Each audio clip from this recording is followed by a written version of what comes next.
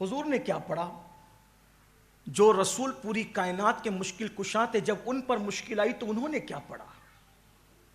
مولا علی جنہیں ہم مشکل کشاں مانتے ہیں، جب ان پر مصیبت اور مشکل آئی تو انہوں نے کیا پڑھا؟ صدیق اکبر جن کے صدقے ہماری مشکلیں ٹلتی ہے، جب ان پہ مشکلیں آئی تو انہوں نے کیا پڑھا؟ جب حضور مشکل میں آئے بظاہر وہ جنگوں کی مشکلات، تو حضور کی زبان پہ کیا تھا؟ حسبنا اللہ و نعم الوکیل، قرآن میں ہے۔ اس کو بھی ہمارے بزرگوں نے اسم اعظم کہا۔ یہ حسبنا اللہ و نعم الوکیل، یہ وہ وظیفہ ہے اگر کوئی عشاء کے بعد 450 بار پڑھنے کا عادی ہو جائے اور وہ اس پر سختی کے ساتھ عمل کرے، وہ جو سوچے گا ابھی سوچ مکمل نہ ہوگی، اللہ اس کا کام پورا فرما دے گا۔ شرط کیا ہے؟ عالم ہونا، حافظ ہونا، قاری ہونا، مفتی ہونا، ڈاکٹر ہونا، ٹیچر ہونا، کوئی شرط نہیں۔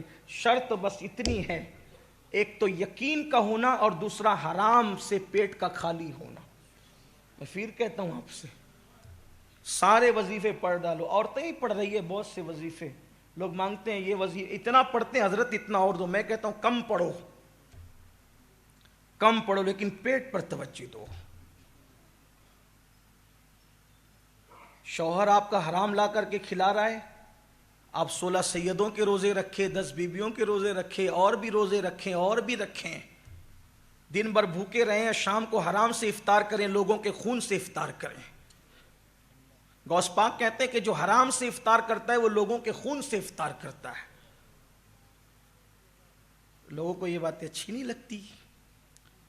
اپنا دین بالکل سچا سچا سیدھا سیدھا، 2 اور 2 + 4 کی طرح بالکل سیدھی سیدھی بات ہے، اور بہت مشکل نہیں ہے ہمارا دین، یا دین پہ چلنا بھی مشکل نہیں ہے، بہت مرتبے پا سکتے ہو۔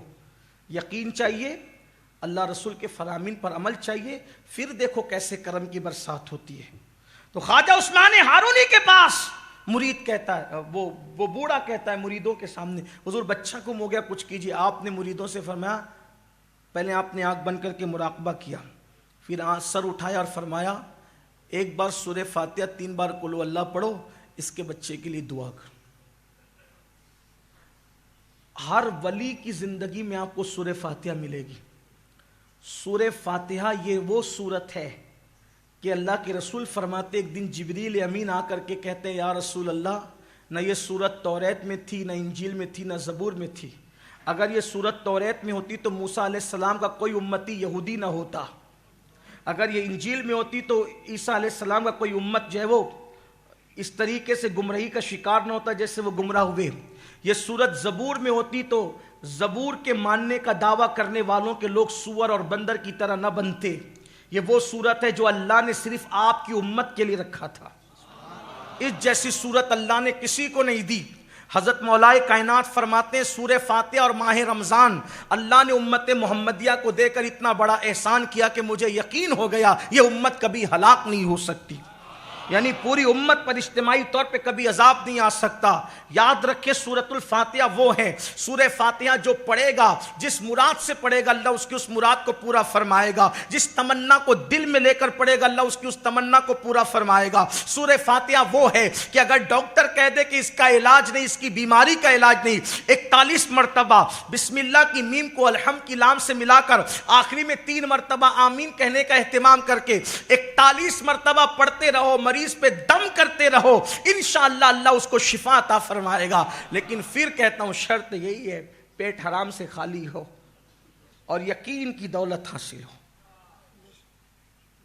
آج کل تو لوگوں کے یہاں دعوت کھانے میں بھی ڈر لگتا ہے،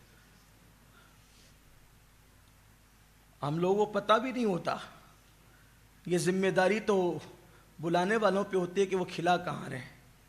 ہم تو اس نظر کے ساتھ جاتے لیکن ڈر لگتا ہے کیونکہ اللہ کے رسول علیہ السلام نے اس دور کے لیے فرمایا کہ سود اتنا عام ہو جائے گا، اتنا عام ہو جائے گا، اتنا عام ہو جائے گا کہ جو لوگ سود میں ڈوب جائیں گے، لوگ سود میں ڈوب جائیں گے، اور جو بچنا چاہیں گے، جو نہیں بچنا چاہیں گے تو ان کا تو کوئی میٹر ہی نہیں، ختم ہی ہے، لیکن جو بچنا چاہیں گے سود کے گرد و غبار ان تک پہنچ کر رہیں گے۔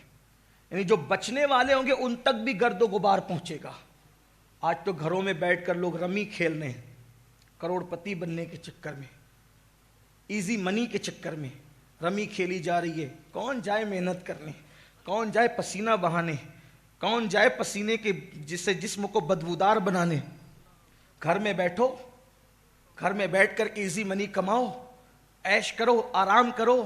اسلام یہ نہیں سکھا۔ اور پھر ایڈورٹائز کرنے والے بتا رہے ہیں اس کو کار مل گئی رمی کی وجہ سے، اس کو بنگلہ مل گیا۔ کروڑوں کا تم نے ہڑپ کیا اور چند لوگوں کو دیا تو اس کی اشتہار بازی کرتے ہو۔ یہ بھی تو بتاؤ کتنے روڈ پہ آئے، جوا نے کتنوں کو روڈ پہ لایا، کتنے مالداروں کو فقیر بنایا، کتنے دینے والوں کو مانگنے والا بنایا۔ اسلام یوں ہی منع نہیں کرتا۔ ایزی منی کے چکر میں اپنی حلال کمائی کو برباد مت کرو۔ اسلام ایزی منی کی بات نہیں کرتا، اسلام محنت کی بات کرتا ہے، اسلام مشقت کی بات کرتا ہے۔ یاد رکھنا، جو ایزی طور پر آتا ہے وہ ایزی طور پر چلا بھی جاتا ہے، اور جو محنت کی کمائی سے آتا ہے وہ ہمیشہ رہتا ہے۔ اس لیے اپنے جوانوں سے کہتا ہوں، محنت سے کمانا سیکھو۔ ایزی منی کے چکر میں اپنے باپ داداؤں کی حلال میں روزی کو، حلال دولت کو تباہ اور برباد نہ کرو۔ یہ دنیا شہد دکھاتی ہے، زہر پلاتی ہے۔ امام کہتے ہیں شہد دکھائے، زہر پلائے، قاتل ڈائن شوہر کش، اس مردار پہ کیا للچایا۔ دنیا دیکھی بھالی ہے، تم ایزی منی کے چکر میں اپنے باپ داداؤں کی دولت کو داؤ پر لگا دو گے، کنگال ہو جاؤ گے۔ بعد میں خودکشی تک کی نوبت آتی ہے، بعد میں زہر کھا کر کے مرنے کی نوبت آتی ہے، بعد میں پھانسی کے پھندے پہ چڑھنے کی نوبت آتی ہے۔ اس لیے اپنے جوانوں سے کہتا ہوں، میری قوم کے جوانوں، اللہ نے ہماری قسمت میں جو لکھا ہے اس کو حلال راستے سے جا کر حاصل کرنے کی کوشش کرو۔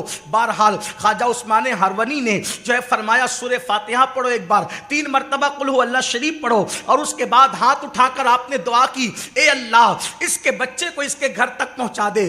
حضرت یعقوب اور یوسف جو دونوں ایک دوسرے سے بچھڑ گئے تھے مولا، ان کے ملن کا، ان کے ملاپ کا واسطہ مولا اس کے بچے کو اس سے ملا دے۔ اور پھر آنکھ کھول کر کے ہاتھ نیچے کر کے فرماتے ہیں، جاؤ جاؤ انشاءاللہ تمہارا بیٹا تمہارے گھر آ گیا۔ اور یاد رکھنا، اگر وہ آ جائیں تو مجھ سے ملانے کے لیے ضرور لانا۔ یہ شخص دوڑا دوڑا گیا، سوچو اس کی خوشی کا عالم کیا ہوگا۔ مر جانے والوں پہ صبر ہوتا ہے، گم ہو جانے والوں پہ زندگی میں کبھی صبر نہیں ہوتا۔ اللہ اکبر، اس باپ کے دل سے پوچھ جس کے بچے گم ہو جاتے ہیں ان کو کتنی تکلیف ہوتی ہے۔ اللہ کسی باپ کو وہ دن نہ دکھائے۔ وہ بوڑھا لکڑی ٹیکتے ہوئے آیا تھا، لیکن پوری طاقت سے جب گیا تو محلے میں پہنچا تو لوگوں نے پکار کے کہا، مبارک ہو تمہارا بیٹا گھر آ گیا ہے۔ جیسی بیٹے کو پایا، ملاقات کی، اور باپ بیٹے کے جذبات ایک دوسرے سے گلے ملنے کے بعد جب مکمل ہوئے، ہاتھ پکڑا، کہا چل پہلے خواجہ عثمان ہارونی کی قدم بوسی کے لیے۔ جب آیا اس جوان نے دیکھا تو دیکھتا رہ گیا۔ خواجہ عثمان ہارونی فرمایا کیا ہوا؟ کہا حضور مجھے لوگ اٹھا کر کے لے گئے تھے، ایک کشتی میں مجھے قید کر لیا تھا، اور کشتی میں قید کرنے کے بعد میں اسی میں پڑا ہوا تھا اور وہ مجھے کہیں لے جا رہے تھے۔ ایک بزرگ آئے اور مجھ سے کہا کہ تو یہاں سے اٹھ، میں اٹھا تو انہوں نے ہاتھ لگائی تو زنجیریں ٹوٹ گئی، اور اللہ اکبر، پھر انہوں نے اپنے پیروں سے میرے پیروں کو مس کیا اور فرمایا آنکھیں بند کر۔ میں نے آنکھیں بند کی، پھر کہا آنکھیں کھول، تو میں نے آنکھیں کھول دی تو میں نے اپنے آپ کو اپنے گھر میں پایا۔ تو اس نے کہا مگر اللہ کی عزت کی قسم میں حیران ہوں، وہ کوئی اور نہیں تھا، وہ تو آپ ہی کی صورت۔